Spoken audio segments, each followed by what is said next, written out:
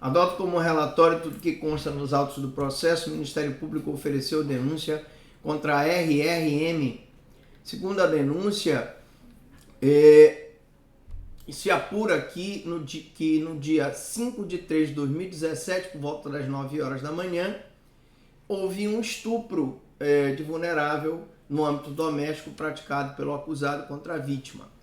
Conforme o boletim de ocorrência feito pela vítima, informa que sofreu estupro cometido pelo ora acusado, com quem conviveu maritalmente durante 3 anos e possui um filho de 1 ano e 4 meses. Estão separados há mais de 6 meses, porém Raimundo recusa-se a sair do imóvel, o qual pertence aos pais da ofendida e onde moram todos juntos, além de uma senhora idosa amiga da família.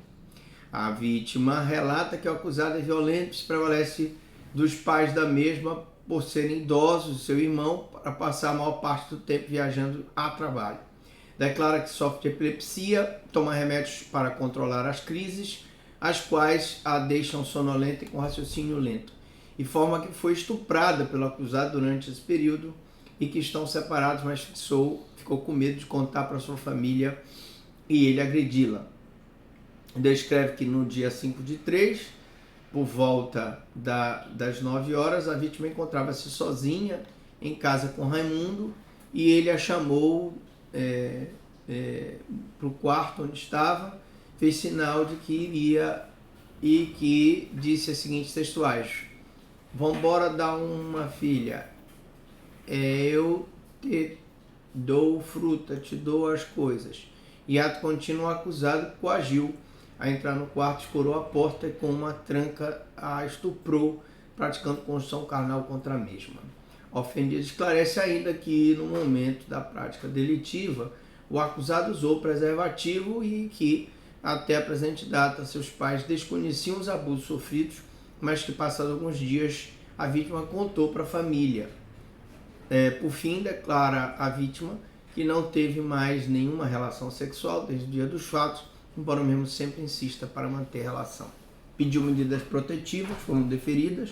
O laudo é categórico em dizer que havia presença de conjunção carnal recente, conforme documento de folhas. Excelência, estamos aqui diante de um estupro de vulnerável descrito no artigo 217, parágrafo 1º do Código Penal. Nós puxamos aqui que diz o seguinte: 217. Ter conjunção carnal, praticar ato libidinoso com menor de 14 anos. Parágrafo 1º. Incorre na mesma pena quem pratica as ações descritas no caput com alguém que, por enfermidade ou deficiência mental, não tem o necessário discernimento para a prática do ato sexual. Excelência, ficou patente que a vítima ela é uma pessoa deficiente mental. E a mãe confirmou, e o depoimento dela é categórico em atestar. Agora, apesar da deficiência mental, epilepsia e os remédios controlados que toma, ela foi categórica em dizer que não só nesse dia 5 de 3, e sem saber precisar o horário, mas em outras oportunidades, quando estava menstruada e também sob efeito do medicamento que toma, foi estuprada seguidas vezes pelo acusado. E a mãe, que embora não tenha presenciado o ato, foi sobre dos relatos pela própria vítima, confirmou os fatos na peça acusatória. Peço permissão para fazer a leitura de uma decisão jurisprudencial que diz o seguinte: Ministério Público do Estado, violência doméstica e familiar contra a mulher, ameaça, lesão corporal, natureza leve, autoria e materialidade demonstrada, ausência do laudo de lesões corporais, possibilidade do exame de corpo de delito ser suprido por prova testemunhal, inteligência do artigo 167 do CPP. Palavra firme e coerente da vítima, relevância probatória, recurso provido, em que pese a ausência de laudo de lesões corporais e a materialidade delitiva, resta robustamente comprovada nos autos pelo auto de prisão em flagrante, boletim de ocorrência, termo de declaração da vítima, bem como contra o agressor e pelas declarações de testemunha. A palavra da vítima assume especial relevância nos crimes praticados no âmbito doméstico normalmente longe dos olhares de terceiro, e principalmente quando nós estamos falando em crimes sexuais. Peço venha para ler um trecho da nossa obra que trata justamente do crime de estupro.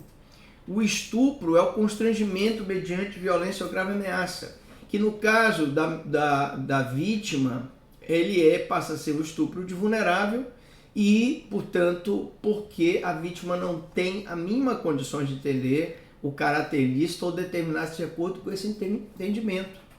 Trata-se de um crime que viola a liberdade sexual de alguém.